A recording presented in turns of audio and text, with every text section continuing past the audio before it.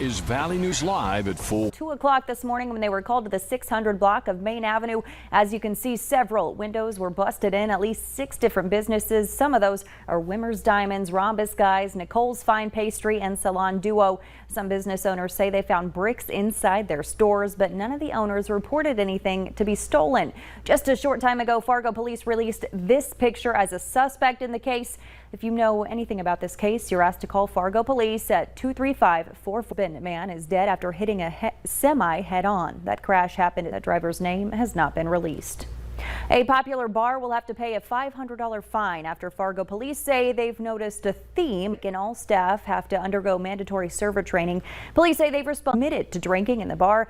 The police chief suggested the windbreak use IDs. From my perspective, and I've been present when you've asked, some of the bars that have had intentionally did not. To me, that bothers me. So what I'd like to do is mandate for businesses with liquor licenses to have ID scanners. That motion must be investigating after a body was found floating in Devil's Lake yesterday. Sheriffson says he was fishing on the shore and somehow ended up in the lake. No word yet on what he found.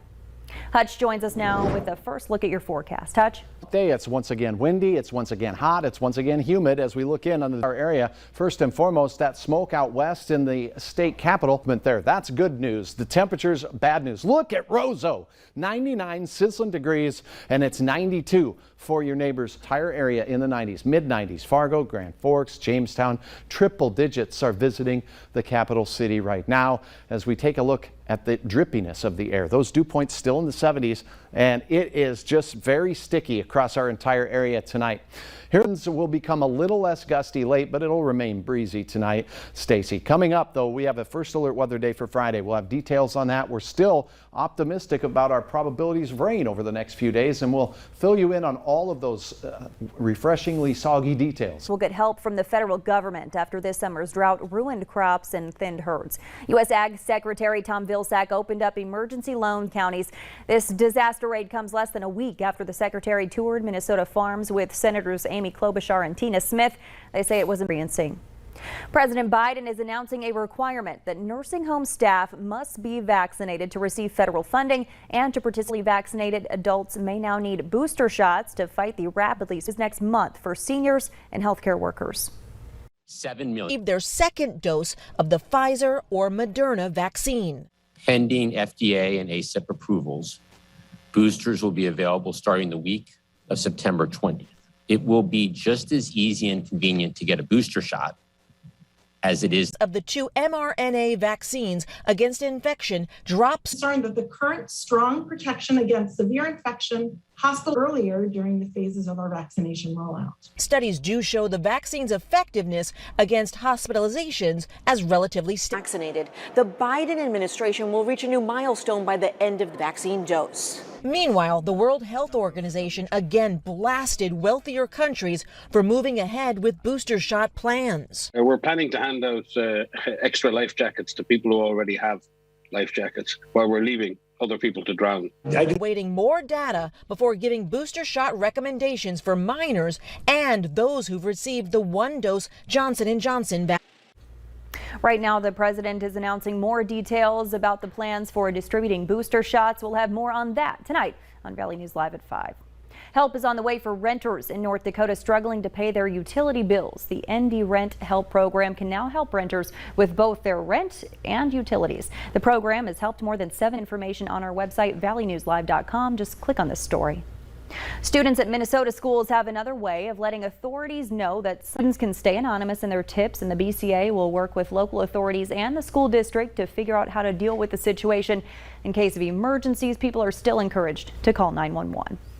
The former Afghan president and his family who fled Afghanistan prior to the fall of Kabul have now thousands of his countrymen and U.S. citizens are trying to evacuate the country. August 31st withdrawal deadline. We predict that our best effort could look like 5,000 to 9,000 passengers departing per day. Official telling Reuters there was a stampede at one of the gates. And we have received reports of people being turned away or pushed back or even beaten.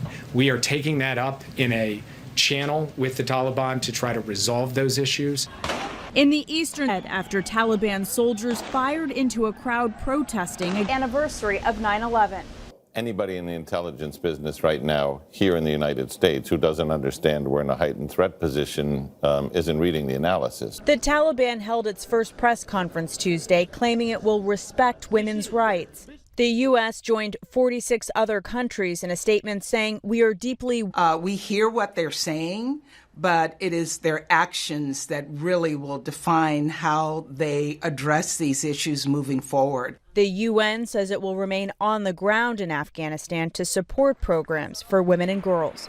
Natalie Brandt. Freezing assets that the Afghan government held in U.S. banks so that the Taliban, the North Dakota Autism Center, wishes their co-founder and executive director behind will live on and continue to improve.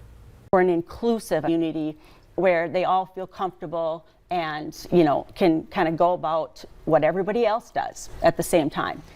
An open house celebrating Sanders' retirement is happening from 5 to 7 tonight at Elmwood Park in West Fargo. Minnesota State University especially helpful to introduce freshmen to the Dragon community.